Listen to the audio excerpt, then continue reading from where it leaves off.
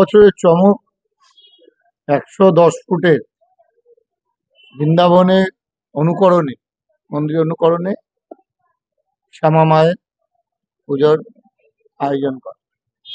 আমাদের লক্ষ্মীনগর অধিবাসী বৃন্দের পক্ষ থেকে আমরা এই বছর ৭৪তম বর্ষে পদার্পণ করতে চলেছি। সেই উপলক্ষে এবছরের আয়োজন। মূলত মণ্ডপ সজ্জায় কি কি উপকরণ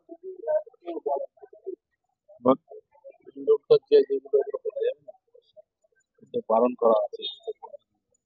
আমাদের তো মণ্ডপটা এখনো কমপ্লিট হয়নি।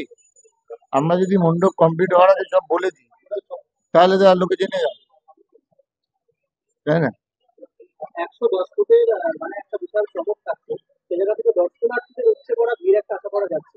হ্যাঁ, আমাদের প্রশাসনিক দিক থেকে আপনারা কিভাবে নেবেন?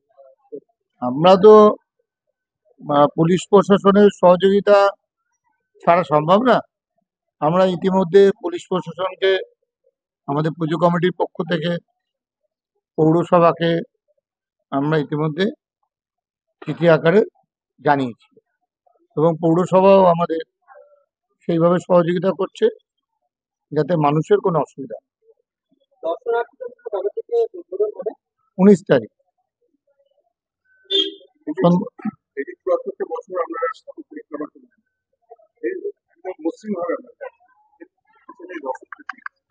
রসদ কিছুই না, আমাদের এই অঞ্চলে কলোনি অধিষ্ঠিত অঞ্চল। আমাদের পূর্বপুরুষ যারা ছিল, বাপ দাদা যারা ছিল, তারা যে পুজোর সূচনা করেছিল, বর্তমান বয়স অনুযায়ী আমরা সেটা চালিয়ে যাচ্ছি। এরপরে আগামী প্রজন্ম তারা চালাবে। এইভাবেই এটা জনসাধারণের পুজো। এলাকার দলমত নির্বিশেষে সকল স্তরের মানুষের পুজো। যা এখানে কোনো রঙের ব্যাপার নেই, কারণ আমাদের নেত্রী বলেন উৎসব সভা, পুজো সভা। এখানে সব দলের লোক আছে, পাড়ার লোক। আমাদের নেত্রী যেটা বলেন যে উৎসবে সবাইকে নিয়ে চলতে হবে। আমাদের দৈনন্দিন জীবনে অনেক না পাওয়ার দুঃখ আছে, তার মধ্যে কিছু দিনের জন্য যদি মানুষকে একটু আনন্দ দিতে পারি, কিছু যদি মানুষকে খুশি রাখতে পারি, মানুষের সব আশা তো পূরণ করা যায় না। কিন্তু আমরা আমাদের মুখ্যমন্ত্রীর পথ অনুসরণ করে আমরা এই আয়োজন করেছি। তিনি যেমন কার্নিভালও করেন দুর্গাপুজোর, আবার উত্তরবঙ্গের দুর্গত মানুষের পাশে ছিল। তিনি যদি পারেন এত বৃহৎ আকারে, আমরা ছোট জায়গা পারবো না। আর আমরা এরা মানুষের অঞ্চলের স্বেচ্ছায় চাঁদা আমাদের দেয়, সেই চাঁদা দিয়ে আমরা আমাদের সামাজিক কর্মসূচি সারা বছর। কিন্তু আমরা যেটা সামাজিক কর্মসূচি সেটা কোনো স্টেজ বা ক্যামেরার সামনে করি না।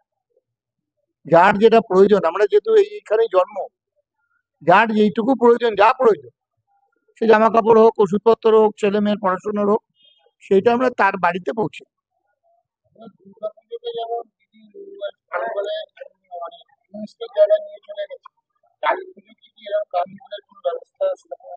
না, আমরা সেটা জানা। তা দুর্গাপুজো একটা সরকারের প্রত্যক্ষ একটা পরিকল্পনা।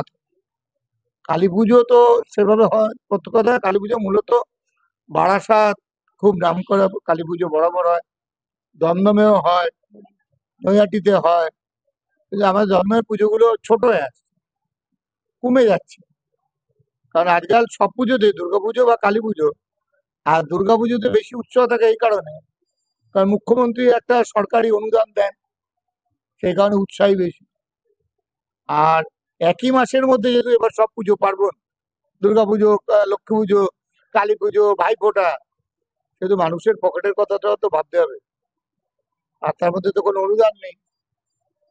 এই কারণে আমরা যথাসাধ্য চেষ্টা করি, এবং আমাদের মানুষকে যা দেবার আমরা দুর্গাপুজোতেই দিই। দাদা, থিমের বনাম সাবেকি পুজো একটা টক্কর থাকে, এটা প্রতিবারের খবর।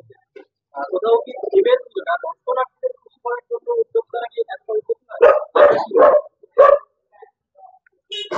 থিম আর সাবেকি ব্যাপারটা আমার মনে হয় এটা মিডিয়ার প্রচার।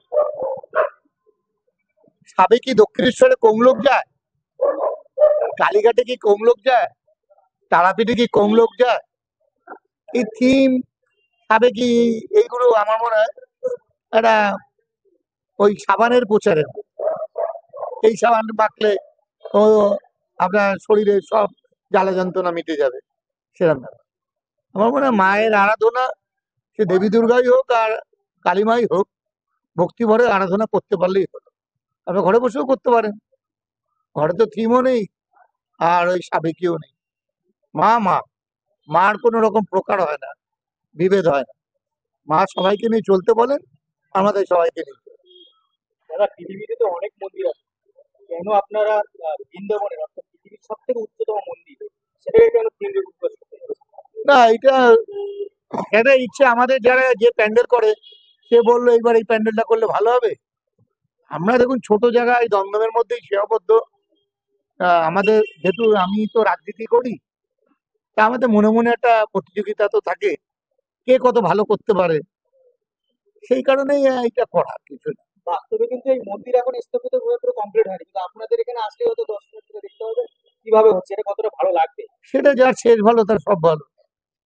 আপনারা মার্কশিট দেবেন, আমরা তো পরীক্ষা বলেছি, নাম্বার তো আপনারা দেবেন, জনগণ দেবে।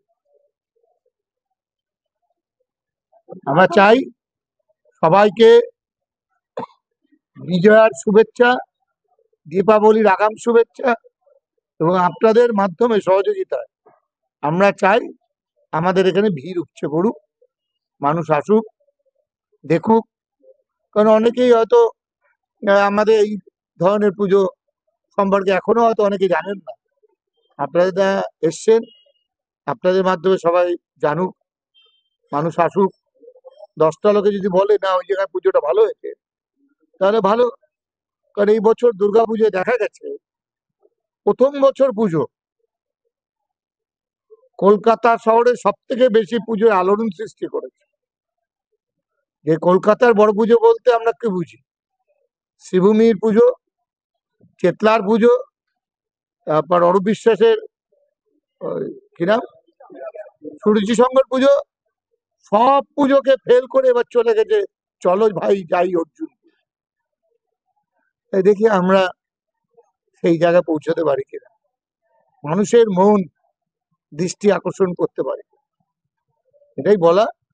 আপনাদের সবাইকে দীপাবলির আগাম শুভেচ্ছা জানাই।